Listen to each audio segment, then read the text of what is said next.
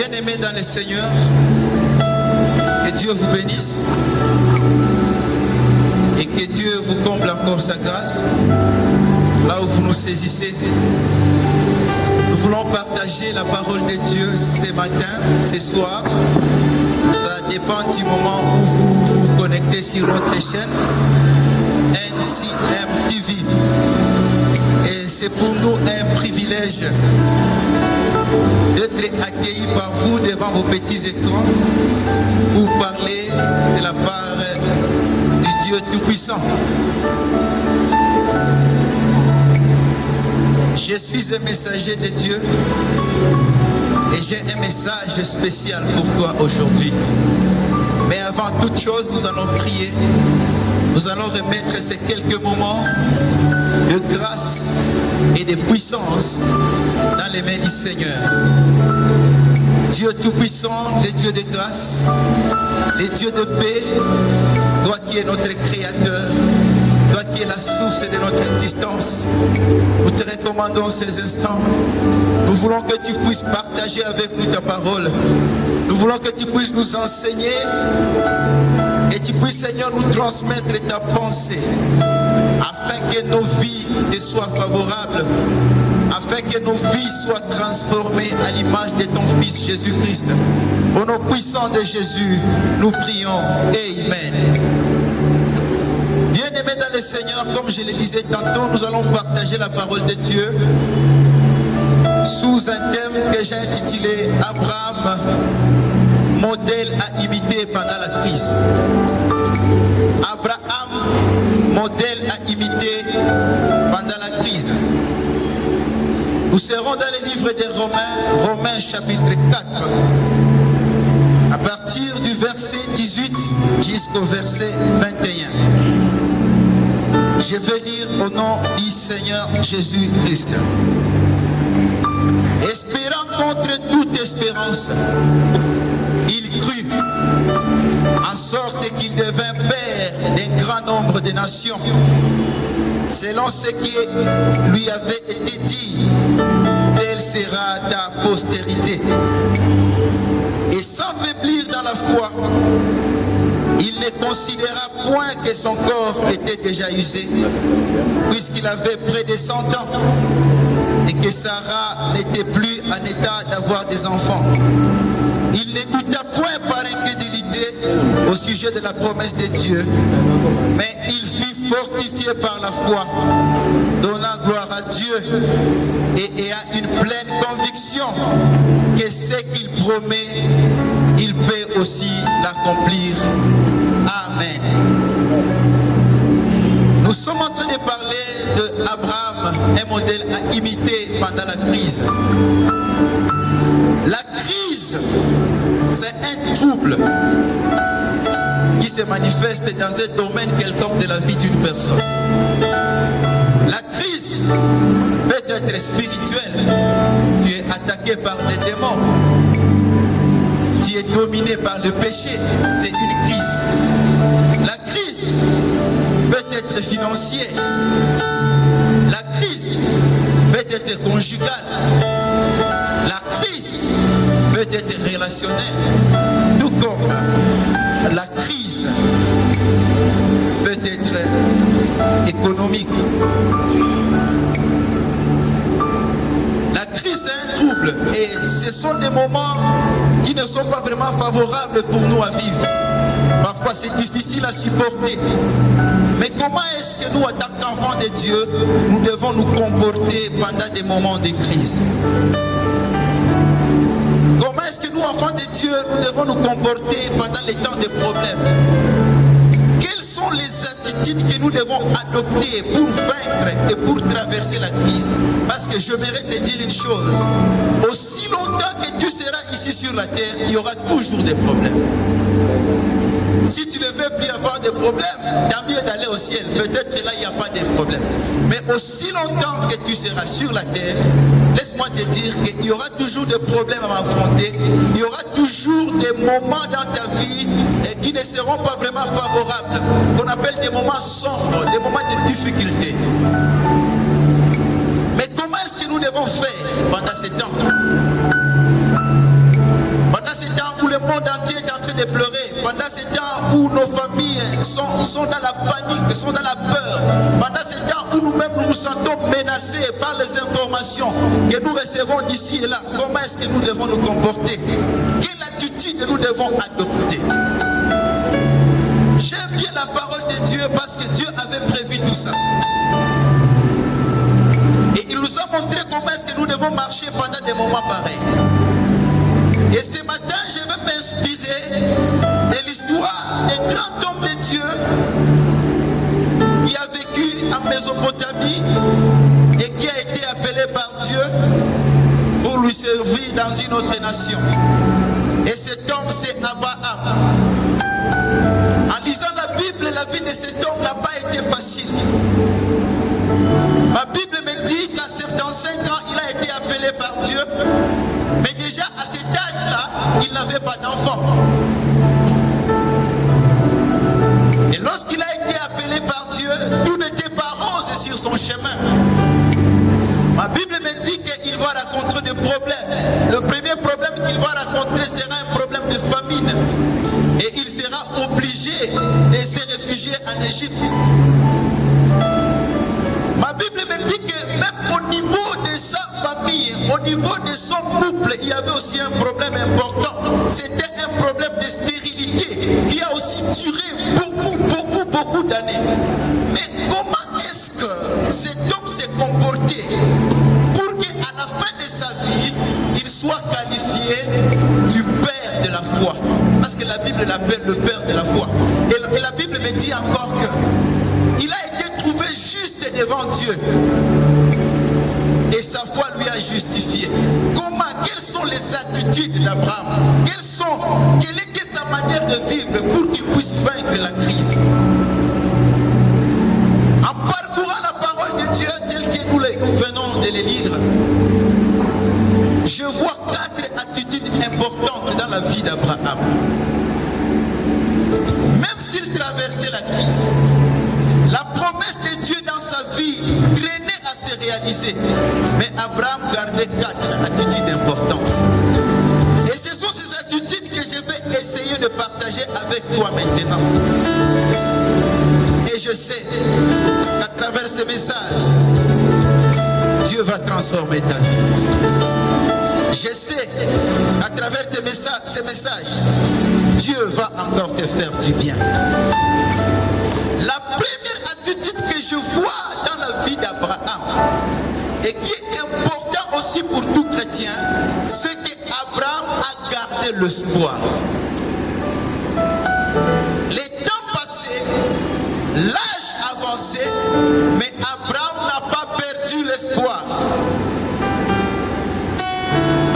Espérer signifie considérer l'objet de son souhait comme étant réalisable encore.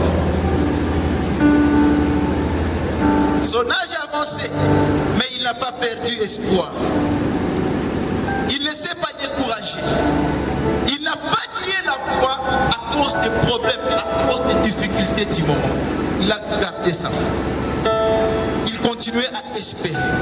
Il se disait, le Dieu que je sais, même si ça traîne, il peut encore faire quelque chose.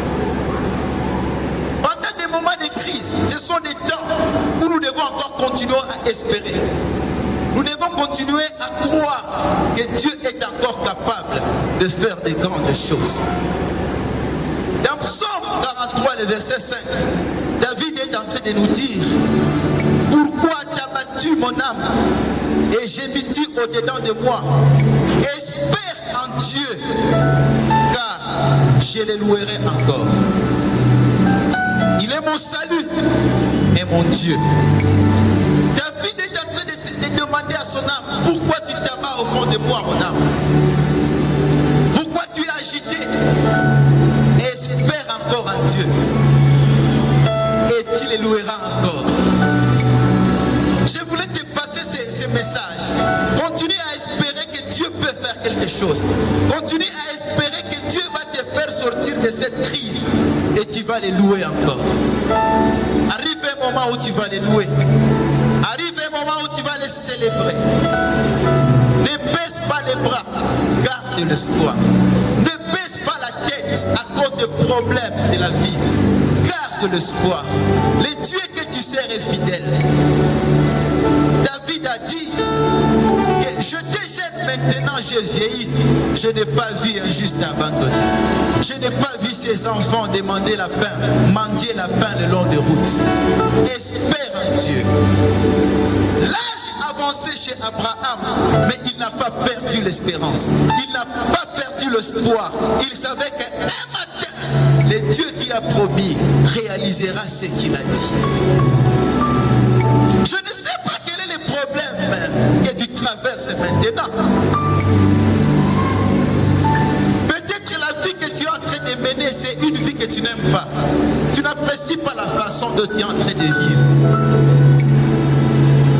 Tu es en train de mener une vie de péché et tu n'apprécies pas cela.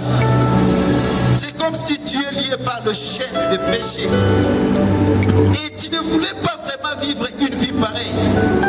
Je voulais te dire, ne perds pas espoir. Jésus-Christ est encore capable de te sauver. Il est encore capable de te remettre sur le droit chemin. Garde l'espoir. Peut-être c'est un problème de chômage que tu traverses.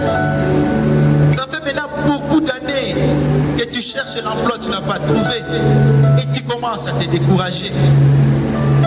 Laisse-moi te dire, garde encore l'espoir. Relève la tête. Tu es encore capable de faire quelque chose. Peut-être c'est un problème de célibat prolongé. L'âge est en train d'avancer, mais tu ne sais pas te marier. Et là, tu te sens vraiment inférieur à tous les humains. Tu te sens découragé. Je voulais te dire une chose. Garde l'espoir. Dieu est encore capable de changer les choses. Il n'a pas encore dit son dernier mot. Donc, le match n'a pas encore fini. Garde l'espoir. Il est encore capable. Peut-être c'est la pauvreté qui te tourmente. La vie que tu mènes là, tu ne l'apprécies même pas. Tu es tellement pauvre que même le pauvre t'appelle pauvre.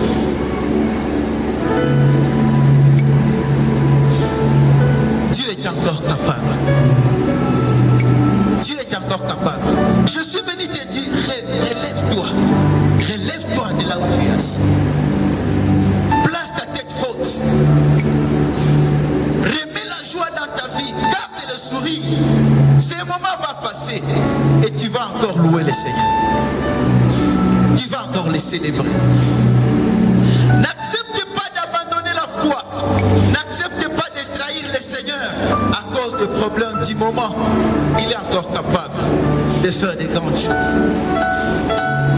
Peut-être c'est un problème au niveau de ton foyer, des problèmes conjugaux. Tu es en train de réaliser que la femme que tu avais épousée n'était pas vraiment la bonne épouse pour toi parce qu'elle te rend la vie difficile. Tu es en train de réaliser que le mari que tu avais épousé n'est pas peut-être le bon mari pour toi parce qu'il ne te rend pas la vie facile. Il est compliqué de caractère.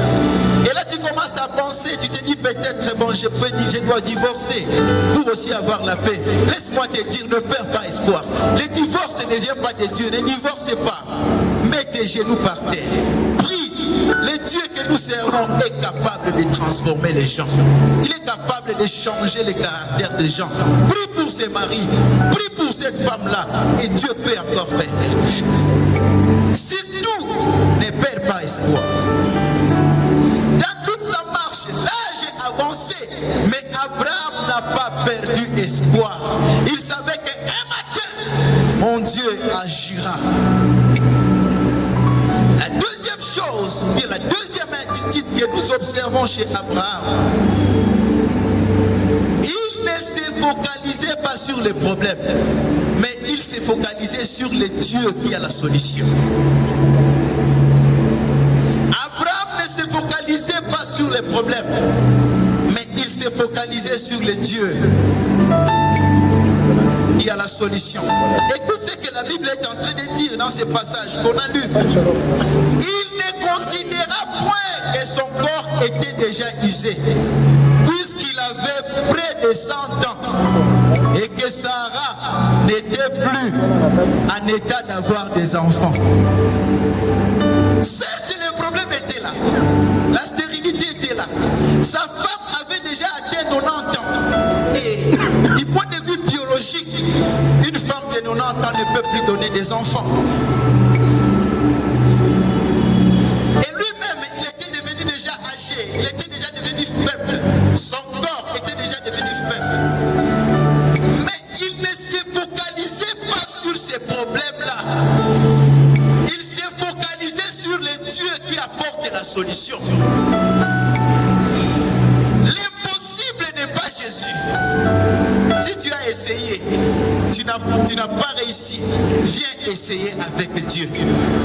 Chez lui, l'impossible n'existe pas. Il savait que Dieu est tellement puissant.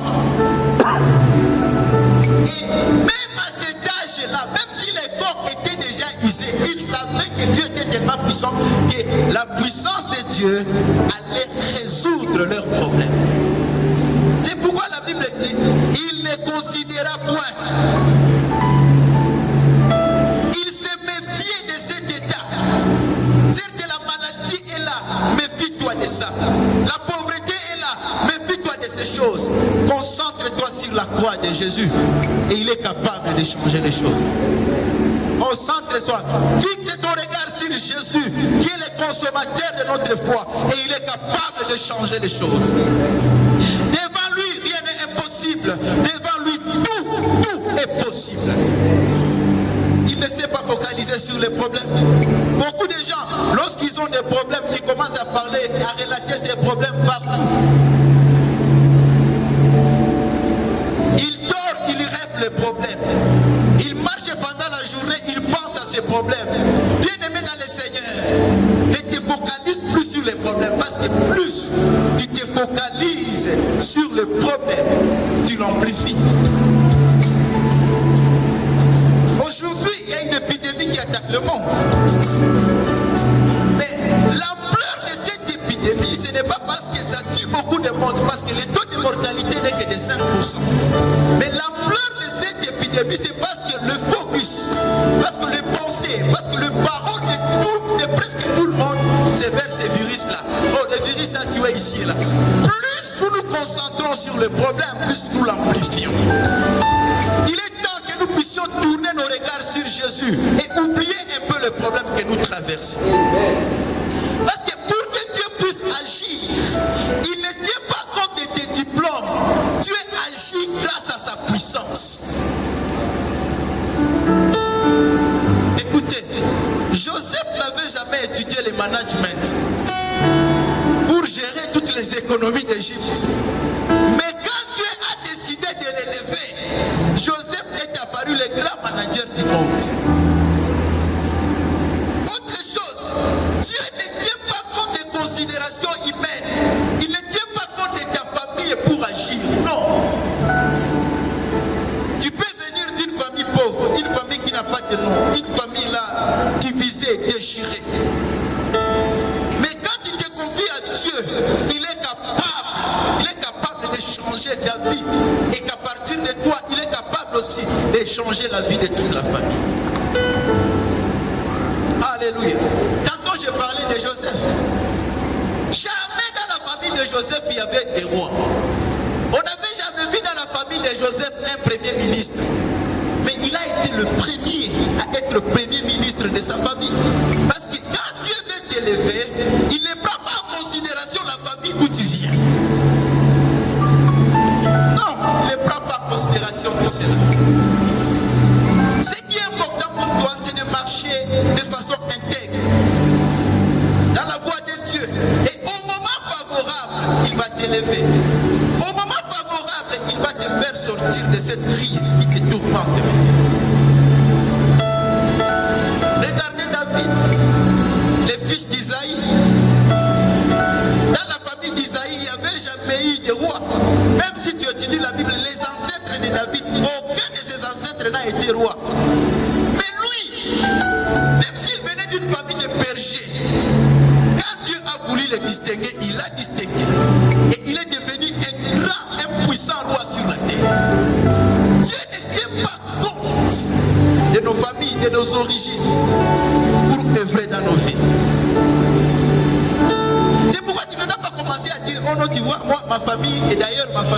Moi je viens d'une famille pauvre, c'est pourquoi. Et d'ailleurs mes parents vraiment ils sont méchants. Je n'avais pas étudié à cause de mes parents. Arrête de blâmer tes parents. Ils ont fait leur travail. Tu es maintenant vivant. Tu es adulte. C'est grâce à eux. Dis merci à papa. Dis merci à maman. Et concentre-toi sur Dieu. Arrête de le blâmer. Alléluia. Arrête de le blâmer. Parce qu'il y a des gens, à 30 ans, ils continuent à pleurer au nom de papa. Si mon père aussi, si ma mère aussi avait fait ça, je serais peut-être quelqu'un. Regarde tel. Tu n'es pas là pour te comparer. Tes parents ont fait leur travail. Ils ont fait leur travail. Dieu est vivant et glorifie Dieu pour la vie. Et aussi longtemps que tu vis, Dieu est encore capable de changer les choses. Arrête de blâmer le pays. Oh non, les politiciens de notre pays, il y a ça, il y a ça. Arrête de blâmer le gouvernement. Non, tu es le responsable numéro 1 de ta vie. Tu es le responsable numéro 1 de ta vie. Toi, avec Dieu, vous constituez la majorité. Accroche-toi à Dieu. Alléluia. Dieu ne tient pas compte de tout ce qui est visible là, de notre environnement, de nos circonstances actuelles pour agir. C'est parti. Regardez Esther. Esther était orpheline de père et de mère. C'était une fille. Si tu vois son avenir était sombre. Dans les pays où ils étaient des esclaves dans ces pays-là. Mais quand Dieu a décidé d'agir dans la vie de cette fille, elle est devenue la première dame d'un grand royaume.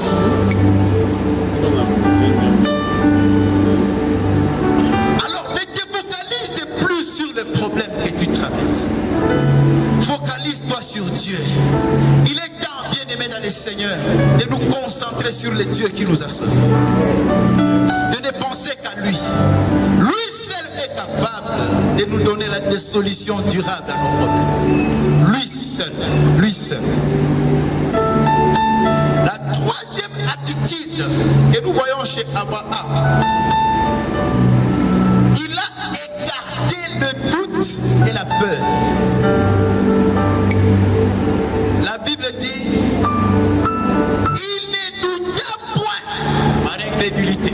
Même s'il voyait qu'il est déjà vieux et que sa femme est vieille, les médecins disaient à Abraham que ta femme ne peut plus donner des enfants.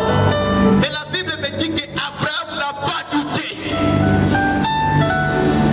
Il n'a pas douté.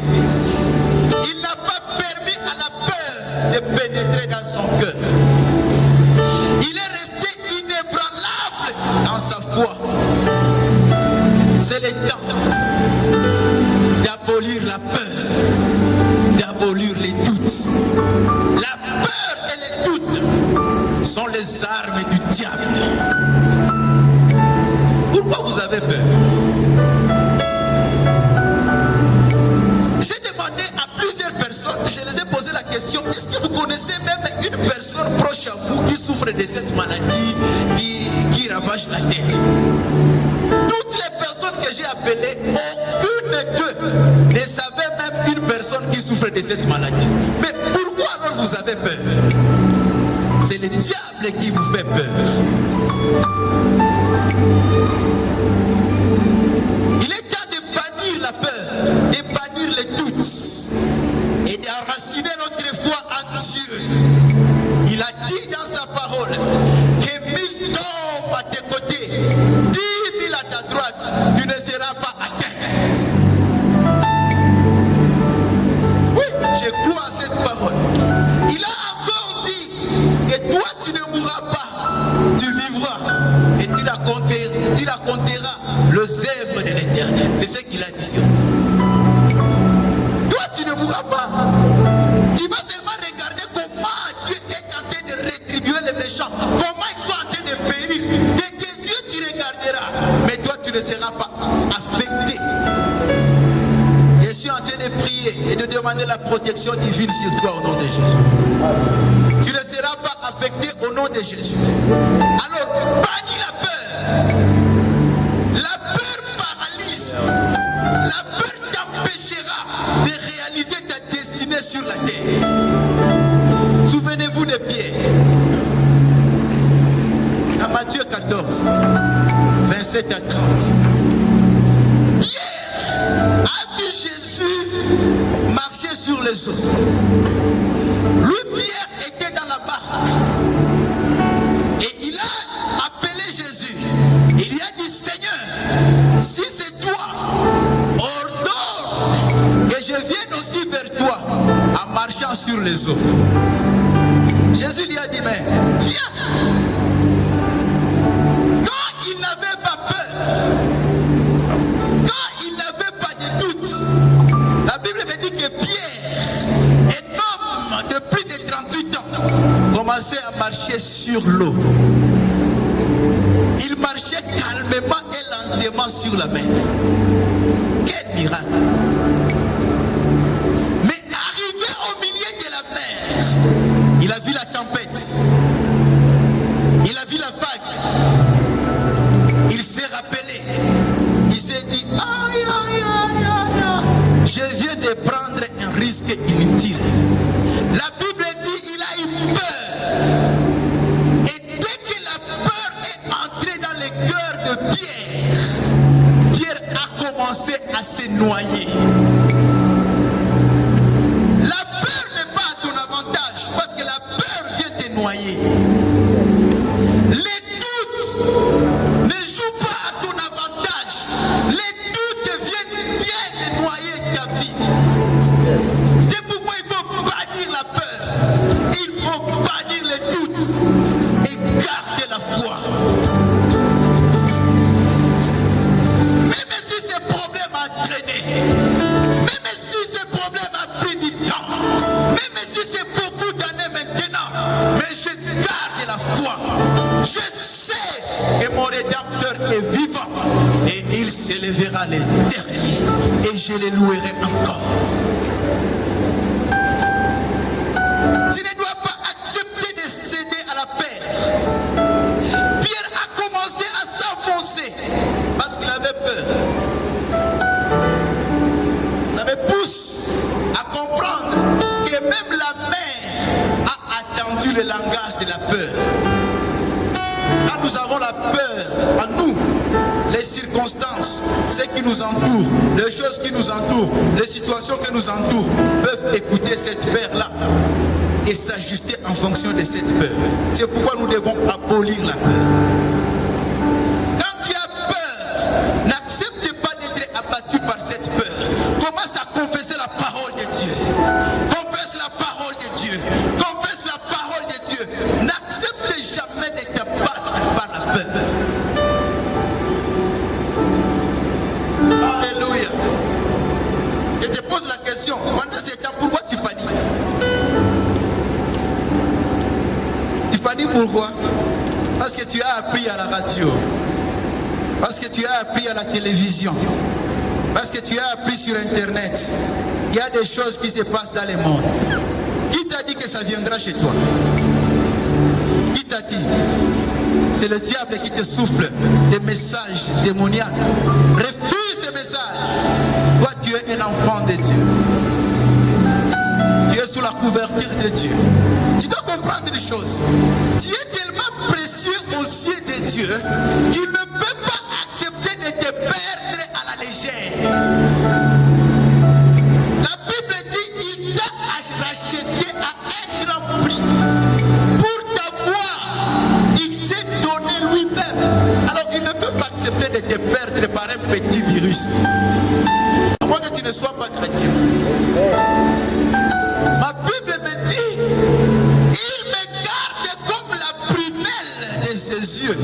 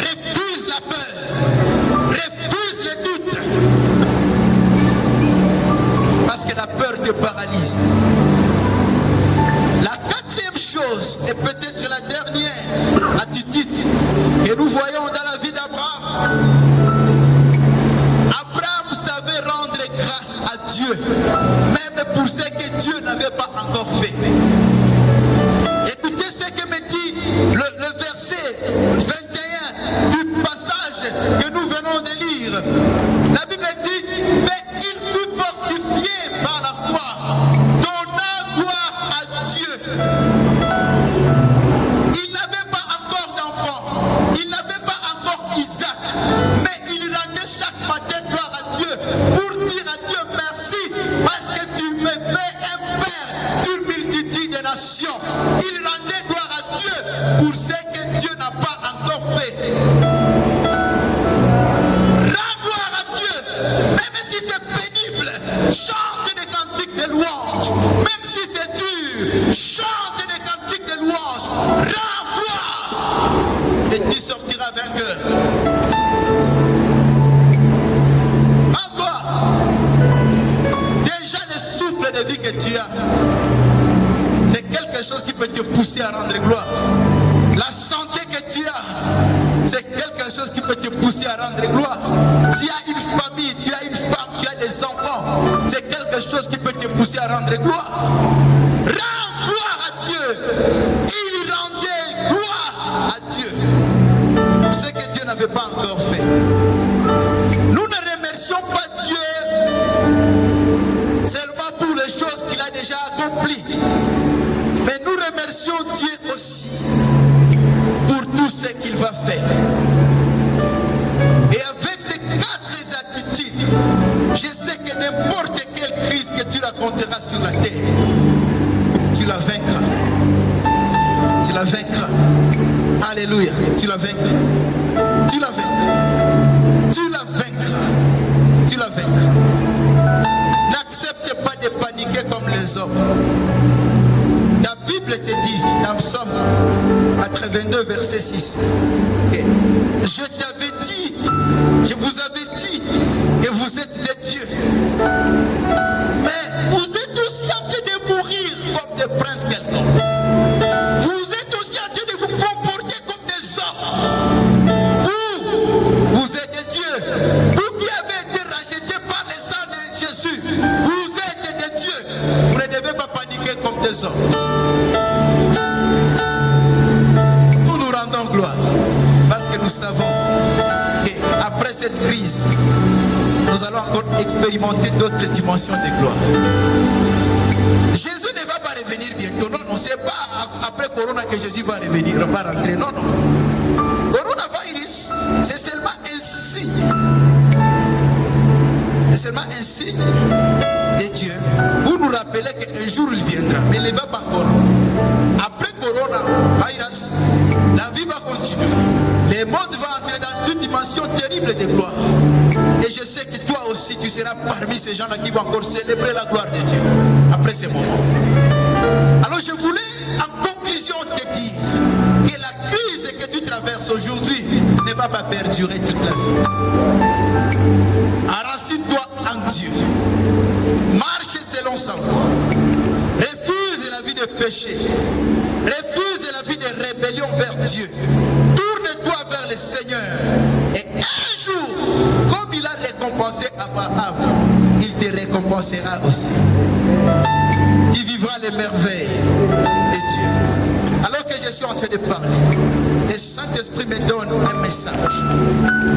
Il me demande de te dire, sois docile à ton Créateur, sois docile à Dieu et tu mangeras la meilleure production de ce pays. Sois docile à Dieu et tu mangeras le meilleur fruit de ce pays. Sois docile à Dieu et aucun démon, aucun hôtel maléfique n'aura de puissance sur toi. Sois docile à Dieu et tu mangeras les meilleures productions de la terre. Que Dieu te bénisse. Que Dieu te bénisse. Je vais prier pour la fin. Alléluia. Je sens la présence de Dieu ici. Là où tu es, tu vas toucher seulement ton cœur. Et si tu es souffrant, tu vas toucher là où tu souffres. La puissance de Dieu va te toucher là où tu es. La puissance de Dieu va te toucher là où tu es. La distance n'est pas une barrière. La distance n'est pas une barrière. La distance n'est pas une barrière. La distance n'est pas une barrière. Et je suis en train d'écouter aussi une orientation de Dieu. Toi qui me suis devant ton petit écran, si tu as un problème de chômage, tu as un problème dans tes finances,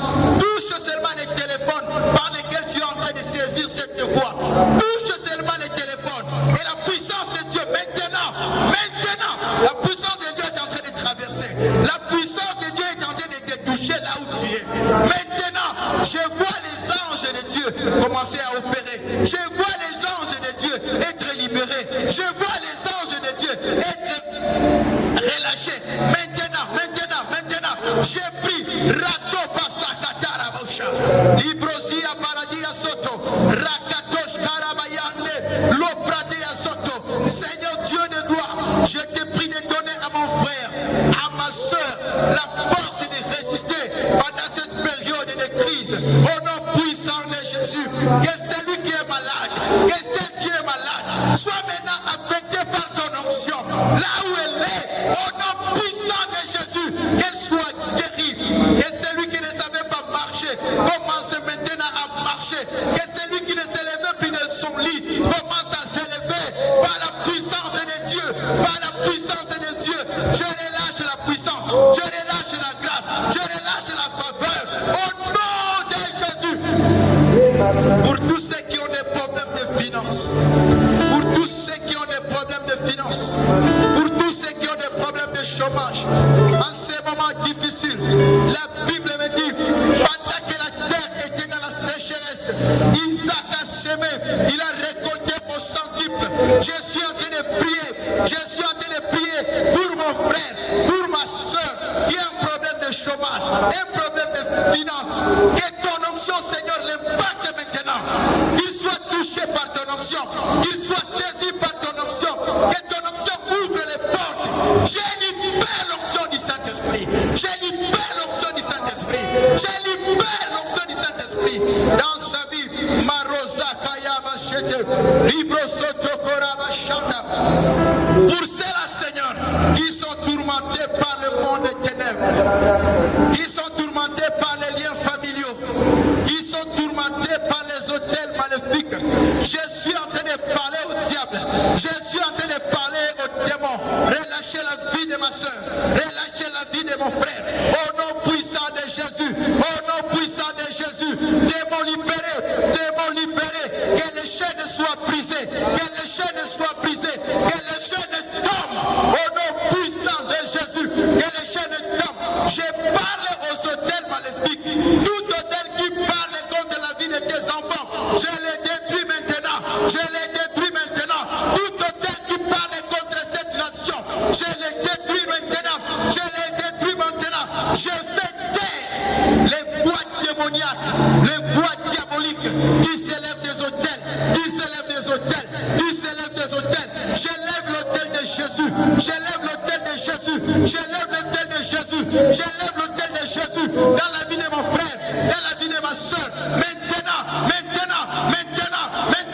je détruis les pièges du diable, je détruis le piège du diable, je détruis le manigance du diable dans sa vie, au nom de Jésus. Les mauvais rêves, je vous attaque dans la vie de ma soeur, je vous attaque dans la vie de mon frère, au nom puissant de Jésus, au nom puissant de Jésus. Le mari de nuit, les femmes de nuit, je détruis votre influence, au nom puissant de Jésus. Relâchez, au nom de Jésus, au nom de Jésus. Là où tu es devant ton petit écran, je vais prier pour ta protection. Pas seulement mettre ta main sur la tête, et je vais prier pour la protection divine. Il nous a promis qu'il nous protégeait.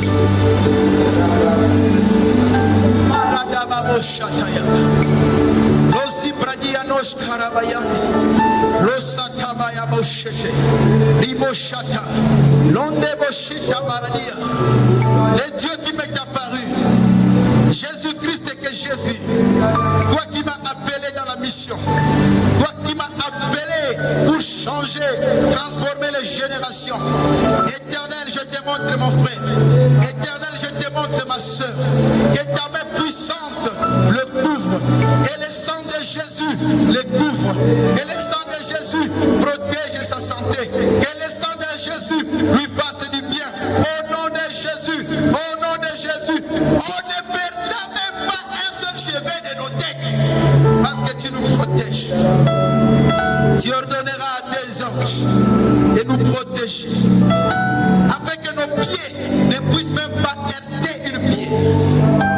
Seigneur, merci pour toutes choses. Merci pour tout ce que tu viens de faire. Nous te rendons gloire et nous te bénissons. Au nom de Jésus-Christ. Amen. Amen. Bien-aimés dans le Seigneur, abonnez-nous si abonnez-vous sur notre page LCM TV afin de ne pas manquer et de ne pas rater aucune de nos prédications. Que Dieu vous bénisse et que Dieu vous comble encore de sa faveur.